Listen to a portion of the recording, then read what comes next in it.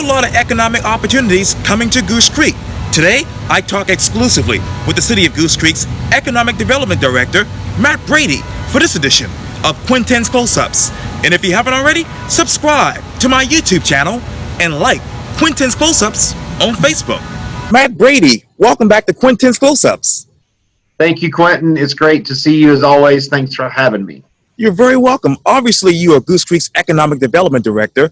Who is Matt Brady these days?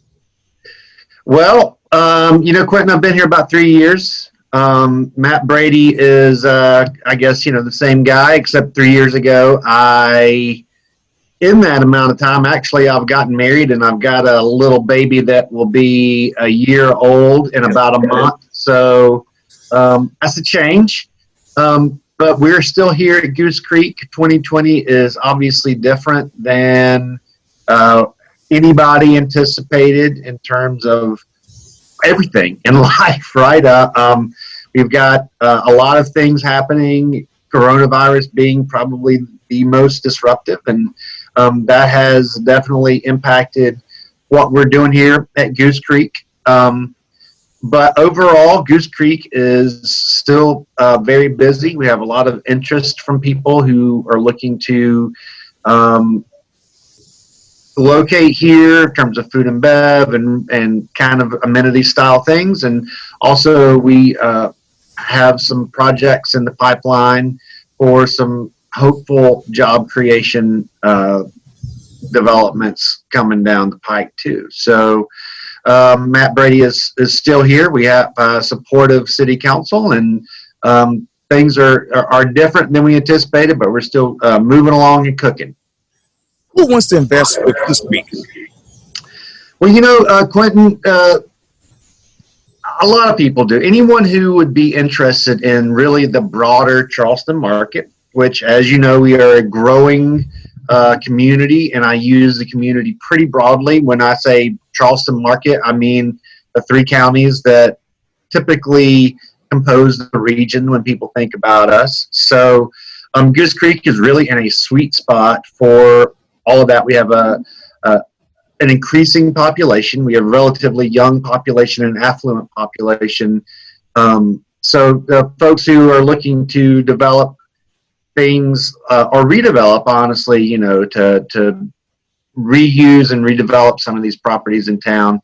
So that's anything from full service restaurants to grocers, right, to kind of mixed use tenants. So anybody who would be looking to find a profitable place to put something in the Charleston region, we are in the sweet spot. We really are. We're in still have affordable properties here in Goose Creek, but we're at a very close proximity to everything that you think of with Charleston, including downtown, the port, all of the things that people would think about when they think Charleston.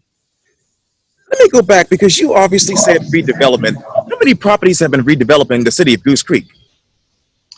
Well, I don't have a number off the top of my head, Quintin, but I will give you an example of something that we would like to occur more. Honestly, probably the first time that you and I sat down and talked, we were probably working on the city's fire station, which it's a like late 70s vintage fire station, brick and metal building. It was the city's original fire station. Council built a brand new fire station that's beautiful. It will last the city for 50 or 100 years, which really meant that they didn't have a need for the old fire station anymore. So we got creative and we sold that through an RFP process. And really, in layman's terms, it had more to do with who could conjure up the coolest project and could prove to us they had the wherewithal to pull it off. And so we didn't want to just sell it for the highest bidder, because that would not necessarily create what we wanted in town, which is more gathering places.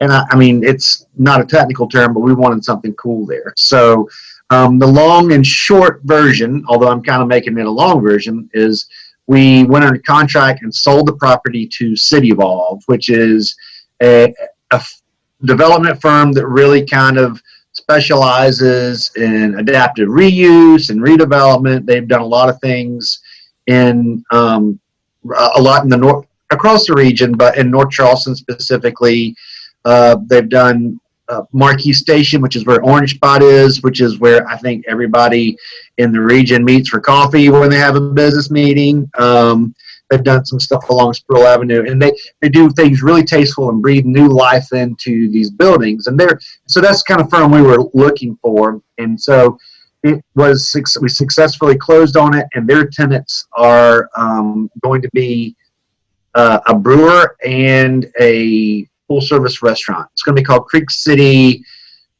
Grill and Brewery, and it's Wide Awake Brewing, which is on 17A near Somerville. They're moving their headquarters there, and it'll be a gathering place. As you know, breweries aren't really just bars. They are places where people come, they hang out, they have a meal, they watch football, they watch their kids play in the common areas and things like that. So they're turning and burning in there right now. I visited last Friday. They have gotten everything down to the studs. They're putting a new roof on. They're painting, and hopefully by early first quarter of next year, they will be pouring beer, and that will be the kind of gathering place we're looking for. So I say that to say that's what we want to see more of for some of the buildings that may be underutilized, that might be even abandoned if those are out there,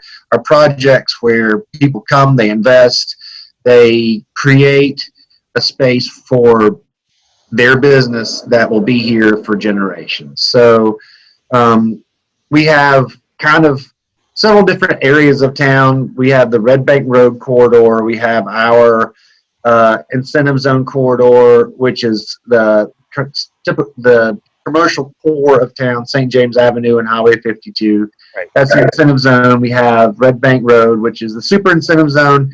And of course, Carnes Crossroads is a development that is occurring. A lot of people don't know that it's in Goose Creek, but it's in the city of Goose Creek. It has a Somerville zip code.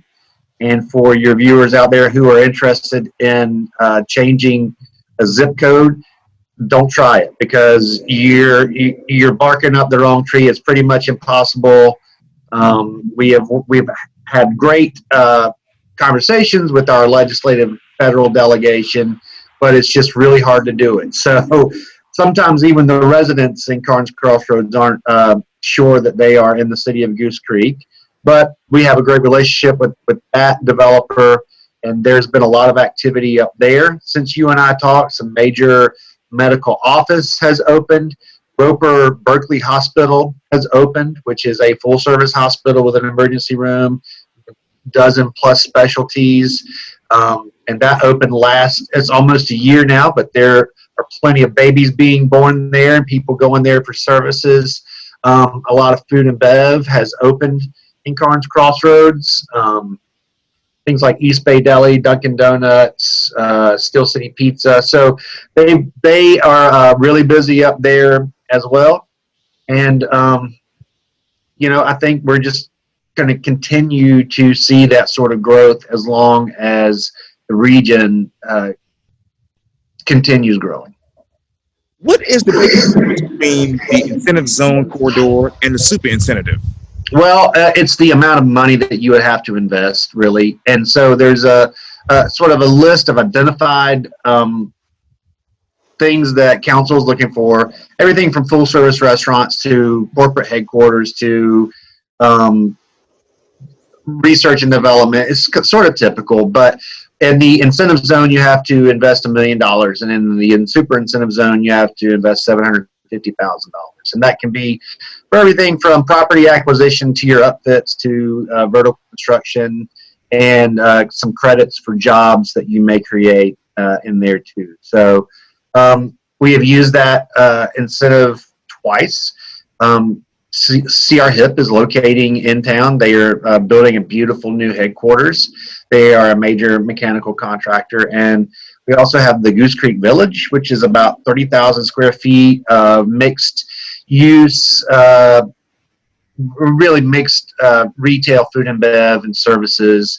And one of the larger food and bev places got their sign up a couple of weeks ago, Charleston Sports Pub. So we're excited about that. We're excited for them to be in town. It's another gathering place for people in Goose Creek to go and do all their eat, drink, and be merry without having to leave town. And that's sort of one of the major components of what we're working on here. We have data that really suggests we have a lot of leakage. And what that means is if you want to go get a dozen chicken wings, you're probably going to Wild Wing on Rivers Avenue or somewhere else. So you're going to Rivers Avenue, Northwoods area, Somerville, Park Circle, things like that. And so what we want to do is capture that. So part of what my job is talking to people like brokers, investors, developers, or just the straight up tenants and saying, hey, this is what our numbers are telling us. This is the demographics that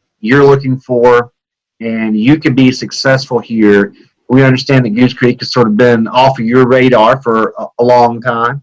For decades, we really wanted to only be sort of a bedroom community, and now we want to capture some of that stuff here so that people can stay in town to do pretty much everything they have to do. And that also extends to working. We're working with some prospects. I think I told you we've got some projects in the pipeline. We would like for people in Goose Creek to be able, as much as possible, to work their job right here in town instead of going to Mount Pleasant, downtown, North Charleston.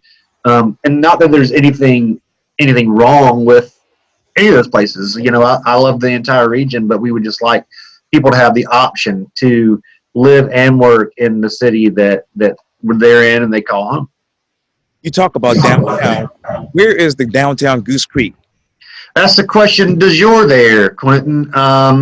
We are not blessed with a traditional downtown that most people think of. We have a commercial core. Council invested some money through tax increment financing along the St. James and Highway 52 corridor, I guess 20 years ago, to put in some brick pavers and some sidewalks and some walkability. But, that doesn't create a downtown out of nowhere. So our fire station project, we believe, has the ability to sort of be catalytic in that part of the community. It's on Button Hall Avenue, and kind of spur more downtown feel, and so we're actually coming up on our comprehensive planning process. We're in the middle of it right now. Our consultants have been in town talking with stakeholders. The Council of Governments did a very big heavy lift on getting a lot of data collected for us and everything like that. But I'm hoping out of that, we will be able to sort of identify, what do we want our downtown to be and to look like. And so a lot of what we do is look at other communities, hopefully over the next, when we can start traveling. Council and I and our new city administrator, Natalie Ziegler, who's been here like 2 months, we can go to other communities who are sort of similarly situated to us. No real downtown, a lot of strip development, and there's plenty in the state and in the Southeast to see how they've sort of changed and adapted to create that more downtown feel. And it's tough, but I think when things are built to the human scale, that's when people feel comfortable there. That's where people want to be. And so we'll be looking at ways to hopefully creatively make that happen. So that was a long answer to say we don't have one. Okay. But we are working to find ways to create one, or at least create something that functions and feels like that. Now, you talked earlier about obviously the comprehensive plan for the city of Goose Creek, and obviously we just talked about the need for downtown Goose Creek. You talked about stakeholders. Who are the stakeholders right now? When you're talking about comprehensive planning, it's really the people in Goose Creek. It's the people that live here. What do they want the city to look like in 10 years? Because this is their city, right? I'm a staff person, but at the end of the day, I work for the people who pay their property taxes and live right here in the city of Goose Creek. So those are the primary stakeholders, and of course council. But for me, when I think about how I'm going to strategically do my job, it is people who could be investors. So that would be real estate developers, be major tenants. It could be people who are already property owners or who may be looking to acquire property, Okay. things like that. So it runs the gamut. I think it kind of depends on what subject you're talking about. And really, Goose Creek, more broadly, the stakeholders are everybody that lives in this region, because we're really at a pretty critical juncture geographically. We're a growing population. So as the region grows, as people are looking for affordable places to live, which Goose Creek is still very affordable to live, to get a great house, we're going to continue to grow. Our position is going to become more important. And so we recognize that. We recognize that we have to look externally when we're making decisions, that we are a piece of the regional puzzle. But we're also, I spend a lot of my time talking to people who are players in this region, saying you need to really pay attention to what's going on here and be interested in the decisions that we're making, because it's going to affect everybody. Because as you know, some of the problems that we have, well, I don't call them problems, the issues, challenges that we have in this region don't necessarily stop at an arbitrary municipal or county boundary. And that's things like traffic and flooding and all the things that our region broadly is trying to tackle. Now, let me bring you back to now. What are the economic conditions for the city of Goose Creek? We actually have weathered this COVID-19 thing pretty well. We are not looking at a tremendous budget shortfall for next year. Our budget year runs with the calendar year. We just wrapped up our workshop and we'll have first reading here soon. So we're looking at about the same. I took a look at our numbers just last week. We have an economic development action committee that meets periodically. And I put them together a dashboard, and a lot of the key indicators we're tracking about the same or even better, including our hospitality tax fees and our gross retail receipts. So a lot of that has to do with what kind of businesses we have in Goose Creek. We have a lot of essential businesses like Lowe's and grocery stores, and as you know, Lowe's and those sort of stores crushed it during COVID. And so, everything is going well. So I think our economic conditions are pretty good. That said, we do understand small businesses are the ones who have gotten hit the hardest from this COVID-19 thing. So City Council put together a revolving loan fund. We call it Kickstart the Creek. Right. And so what that is a way for a small business, 25 employees or fewer, who are truly local to Goose Creek, and apply for this low interest loan to get some working capital to pay the rent, pay their employees, pay their utilities, things like that, because that's what these folks need right now. And so to do that, it's a great idea, but we don't have lending and underwriting expertise here on staff. So we partnered with Charleston LDC, who has been an outstanding partner with us, and they are administering the loans. So part of what we're trying to do is get the word out a little bit. We want people to have tried to get the federal help through PPP and the EIDL loans and things like that before us, but we do have this available. And the beauty of the revolving loan fund is that, yes, it's here to help these businesses during a crisis, but that fund, when COVID-19 is over with, could potentially grow into something bigger, and it will always be there. And so maybe in a year or 18 months, the revolving loan fund looks like something that could help a Goose Creek startup, or could generate some micro loans for minority and women-owned businesses or something like that. We haven't really, hashed that out that far into the future because, as you know, we're still right in the middle of this pandemic. But that's something that we're looking to do as we grow really our economic development efforts here and our work with the business community. Kickstart the Creek. How many funds are available right now, Matt? We had council set aside $250,000, and we took that out of unassigned general fund balance. And without getting into like the wonky details, that's just money that we had in sort of the rainy day section of the bank. And council thought it was wise to try this program. Oh, yes. And how many businesses have applied thus far? We've had like 5 so far.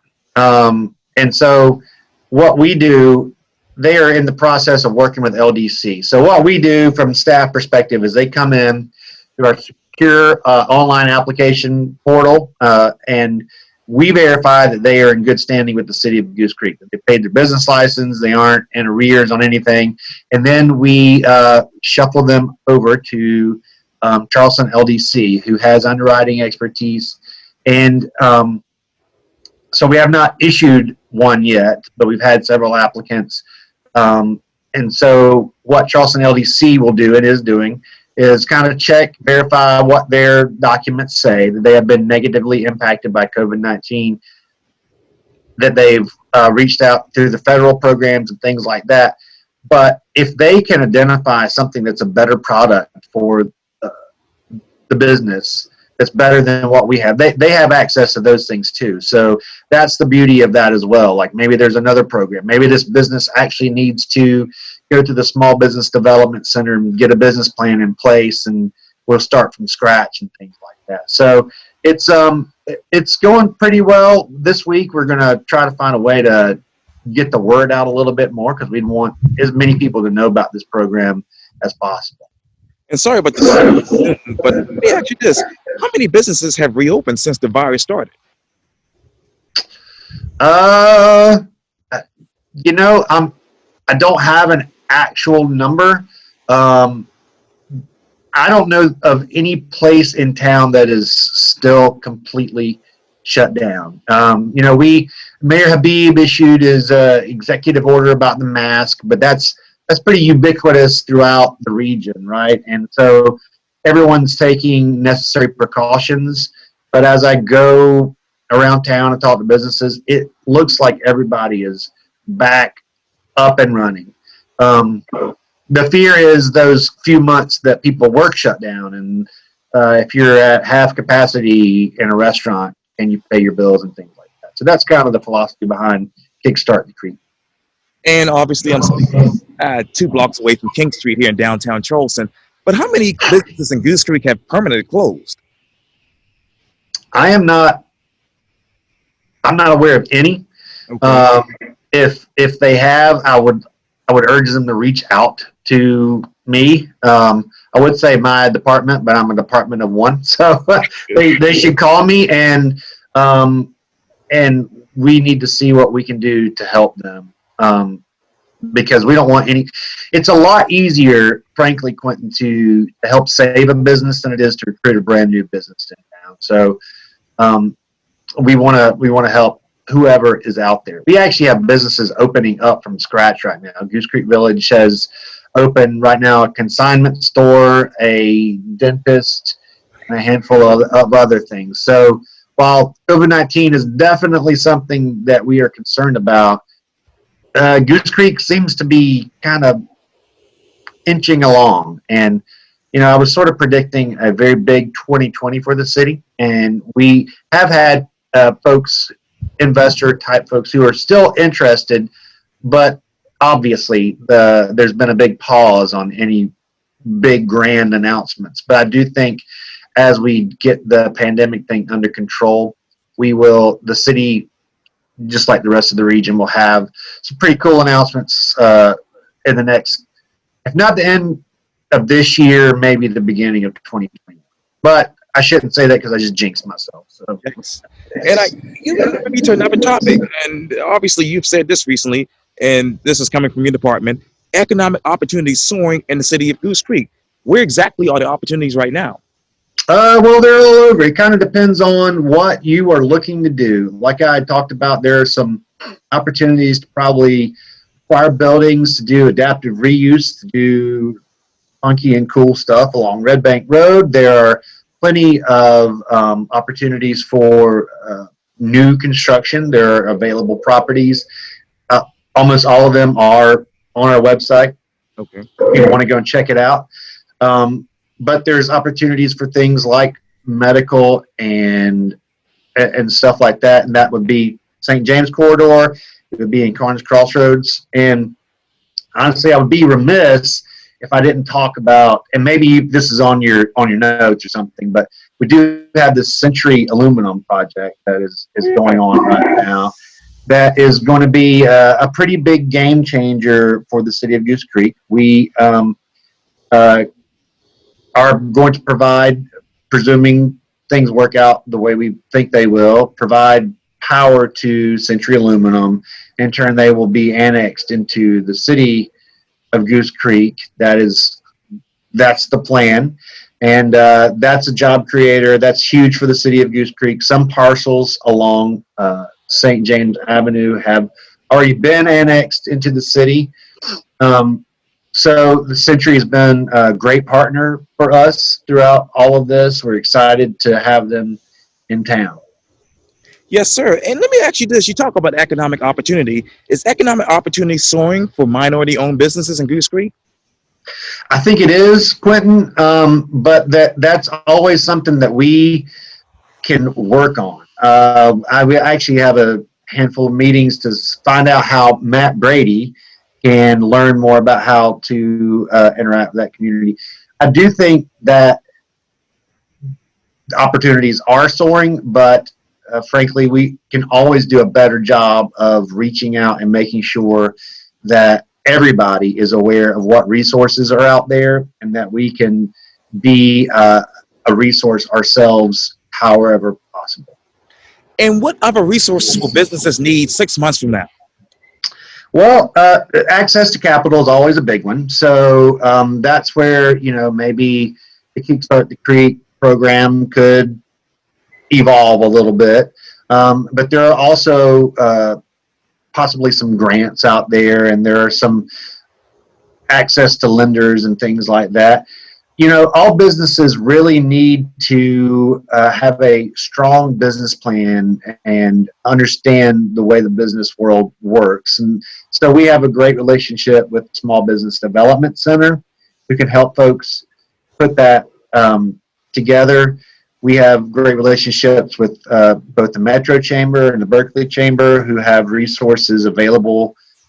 We have a good working relationship with Low Country Local First, which focuses very laser-like on low country, unique local businesses. So I sort of see myself as an ombudsman between the city and the business community and folks who are looking to be a business owner to get access to things like that.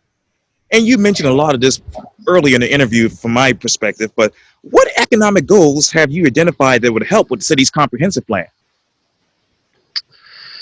Well, I think we need to kind of, when you were talking about the downtown thing, I think that we need to, either through this comprehensive planning process or a master planning process, identify where we really want to create a node or a hub of commercial activity and what we want it to look like. We have some properties that the city owns that we can strategically decide what we want them to be when they grow up. And of course, this is all Matt Brady's thoughts, and council has to approve all of this. But really, we have an opportunity to take some of those city-owned properties or use creative kind of tools for properties that are owned by other folks to create a downtown or a node that has a lot of gathering places. And so that's going to be what we're going to have to figure out. And hopefully the comprehensive planning and down the road a master planning type process would help us identify. And by the end of, say, May 2021, how many gathering places do you want in the city of Goose Creek? As many as we can get, Quentin. But I think that we do have some great restaurants already in town. Some folks have already invested, but we also have a lot of fast food. Fast food has its function, but I would think, let's see, May of 2021, I would be happy if we have 4 or 5 full service restaurants. And by full service, I mean, or new full service restaurants.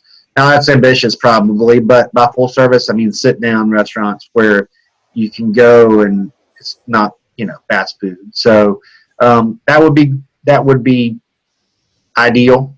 We have some projects that we are working on that I think have a lot of potential. But like everything else in the economic development world, I have to be cloak and dagger about it until we can make a big announcement and everything. But that would be great if by next spring we open up full service restaurants or breweries or other places that may want to locate right here in town. Matt Brady, thank you so much for your time. And again, welcome back to Quintin's Close Ups. Thank you, Quentin. Good to see you as always. Likewise.